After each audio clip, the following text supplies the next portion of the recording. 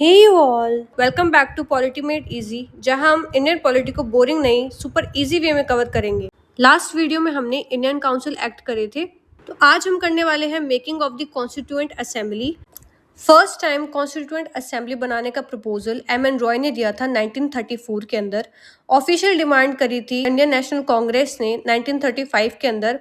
Demand accept हो गई थी अगस्त ऑफर 1940 के अंदर। 1946 में ब्रिटिश गवर्नमेंट ने एक टीम भेजी थी इंडिया में, जिसे हम कैबिनेट मिशन बोलते हैं, जिसके अंदर 3 मेंबर्स थे, Patrick Lawrence, Stafford Cripps and A V Alexander. इस मिशन का मेन पर्पस था पावर ट्रांसफर का प्लान बनाना और इंडिया के लिए एक कॉन्स्टिट्यूएंट असेंबली फॉर्म करना जो कॉन्स्टिट्यूशन ड्राफ्ट कर सके।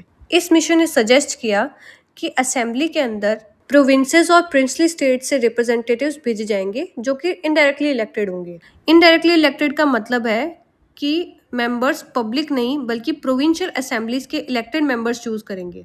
असेंबली में टोटल 389 मेंबर्स होंगे, जिसमें से 292 मेंबर्स प्रोविंसेस से होंगे इनडायरेक्टली इलेक्टेड, 93 मेंबर्स होंगे प्रिंसली स्टेट से एंड 4 मेंबर होंगे चीफ कमिश्नर प्रोविंसेस से, जिसको हम ABCD से याद करते हैं: अजमेर, बलोचिस्तान, कुर्ग और दिल्ली।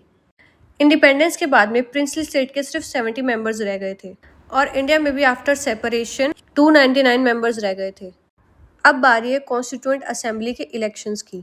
तो कॉन्स्टिट्यूएंट असेंबली के इलेक्शन हुए थे जुलाई अगस्त 1946 के अंदर। इलेक्शन का मेथड था इनडायरेक्ट, जो कि प्रोपोर्शनल रिप्रेजेंटेशन के थ्रू होते थे with single transferable vote.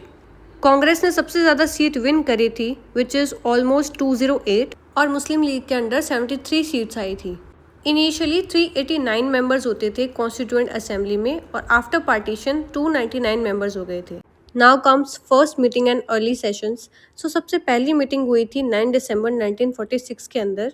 First meeting में डॉक्टर सच्चिदानंद सिन्हा को टेम्प्रेरी प्रेसिडेंट चूज किया गया था और सेकंड मीटिंग जो कि 11 ऑफ दिसंबर 1946 में हुई थी, उसके अंदर डॉक्टर राजेंद्र प्रसाद को परमानेंट प्रेसिडेंट चूज किया गया। HC मुखर्जी वाइस प्रेसिडेंट थे असेंबली के और असेंबली ने खुद के रूल्स एंड प्रोसीजर 13 दिसंबर 1946 को अडॉप्ट कर लिए थे और 13 दिसंबर 1946 को ही जवाहरलाल नेहरू जी ने ऑब्जेक्टिव रेजोल्यूशन मूव किया था, जो कि बाद में जाके प्रियम्बल के लिए बेस बना था, जिसको 22 जनवरी 1947 को अडॉप्ट कर लिया गया था।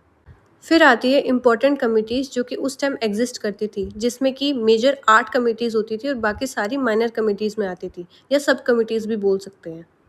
वैसे तो ये पार्ट सारा लर्न करने वाला है और मैंने सारी कमिटीज़ लिख भी दी है विद देयर चेयरमैन, बट एक बार मेजर कमिटीज़ देख लेते हैं।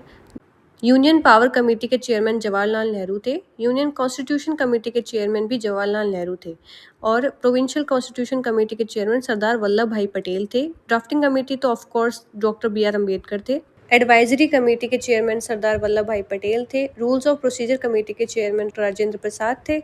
स्टेट्स कमेटी जवाहरलाल नेहरू के अंडर थी और steering committee doctor Rajendra Prasad के अंडर थी।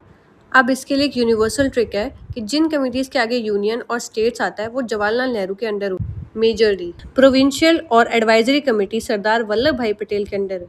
8 में से 5 कमिटीज़ तो ये हो गई। 6th कमेटी हो जाएगी ड्राफ्टिंग कमेटी, जो कि डॉक्टर BR अम्बेडकर के अंडर आती है, और उसके बाद में बचती है रूल्स ऑफ प्रोसीजर कमेटी, जो कि प्रेसिडेंट के अंदर आती है।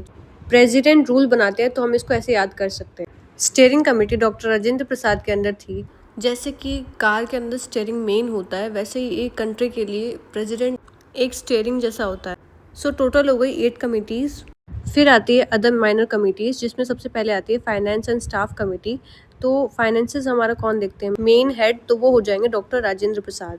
Credentials committee, house committee, order of business committee, commission on linguistic provinces जो कि SK धार के पास थी, ad hoc committee on citizenship, press gallery committee, committee on chief commissioner provinces. ये आप लोग नोट्स में से पढ़ लेना, जो कि आपको टेलीग्राम चैनल पे मिल जाएंगे। ये मेजरली सारा लर्निंग सेक्शन है, इसीलिए मैंने सबका एक एक चेयरमैन नहीं बताया। Then comes one major committee which is drafting committee. Drafting committee form हुई थी 29 अगस्त 1947 के अंदर, जिसके अंदर 7 मेंबर्स थे। ड्राफ्टिंग कमेटी के चेयरमैन डॉक्टर BR अम्बेडकर थे। उनके अलावा जो 6 मेंबर्स थे वो थे N गोपाल स्वामी अय्यर नागर, अलादी कृष्ण स्वामी अय्यर, KM मुंशी, मोहम्मद सादुल्ला, BL मित्तर, DP खेतान। BL मित्तर ने रेजिग्नेशन दे दिया था, इस वजह से उन्हें रिप्लेस कर दिया था N माधव राव ने, और DP खेतान की डेथ के बाद में उनको रिप्लेस कर दिया था TT कृष्णमाचार्य ने। अब हम बात करेंगे कॉन्स्टिट्यूएंट असेंबली के इम्पोर्टेंट फैक्ट्स के बारे में। कॉन्स्टिट्यूएंट असेंबली ने एलिफेंट को एज अपना सिंबल अडॉप्ट किया था। कॉन्स्टिट्यूएंट असेंबली में टोटल 11 सेशंस हुए थे, जिसका फर्स्ट सेशन 9 से 23 दिसंबर 1946 तक चला था एंड 11 सेशन 14 से 26 नवंबर 1949 तक चला था।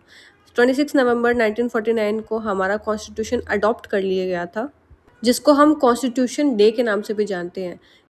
24 जनवरी 1950 को फाइनल मीटिंग हुई थी कॉन्स्टिट्यूएंट असेंबली की, जिसके अंदर डॉक्टर राजेंद्र प्रसाद को इंडिपेंडेंट इंडिया का फर्स्ट प्रेसिडेंट बना दिया गया था।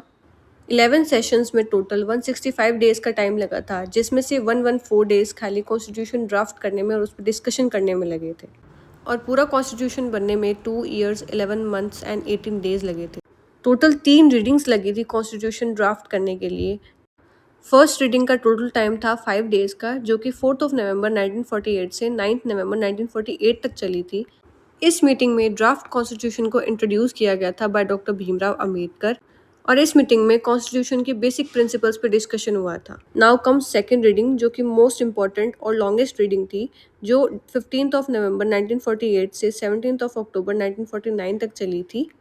इस रीडिंग के अंदर article by article discussion took place. इसका मतलब ये है कि एक एक आर्टिकल और उसके क्लॉज के ऊपर डिटेल्ड डिस्कशन हुआ था और बहुत सारे अमेंडमेंट्स भी प्रपोज किए गए थे और उन पर डिबेट हुई थी।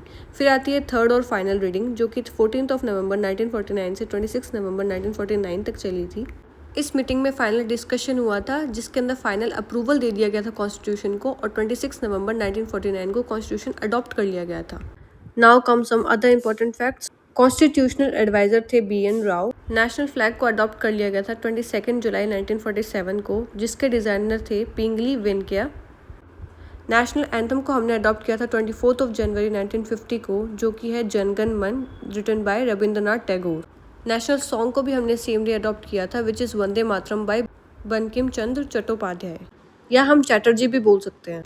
इंडिया की मेंबरशिप मंजूर हो गई थी कॉमनवेल्थ गेम की मई के अंदर 1949 में।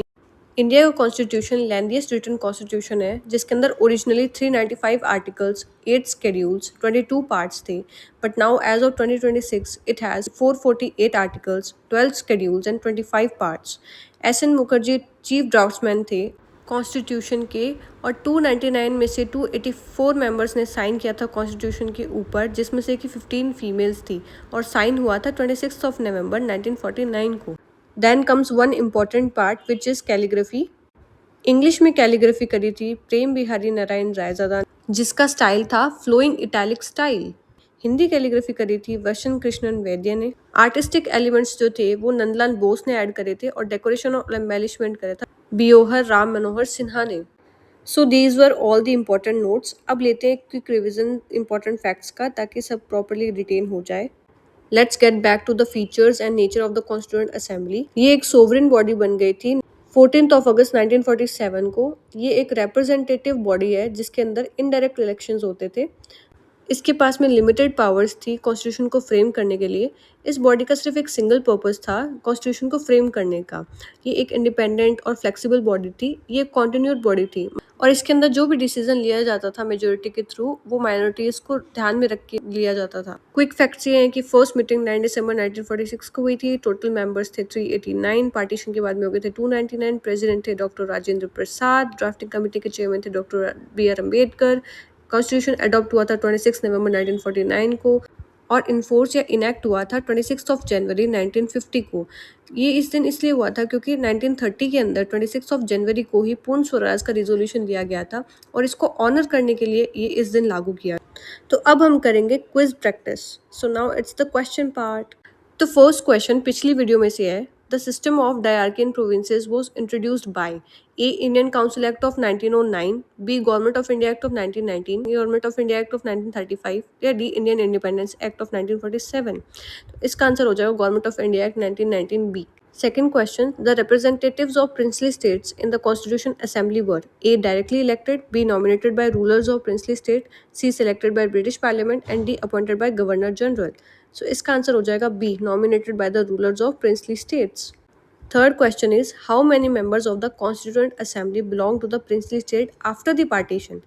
So it is going to be 70। Partition से पहले जो नंबर था प्रिंसली स्टेट में वो था 93, और पार्टीशन के बाद में हो गया था 70। सारे नोट्स और पीडीएफ्स आपको मेरे टेलीग्राम चैनल पे मिल जाएंगे, लिंक कमेंट सेक्शन में है। अगर आपको ये वीडियो हेल्पफुल लगी हो तो वीडियो को लाइक, शेयर और चैनल को सब्सक्राइब ज़रूर कर देना। Thank you for watching.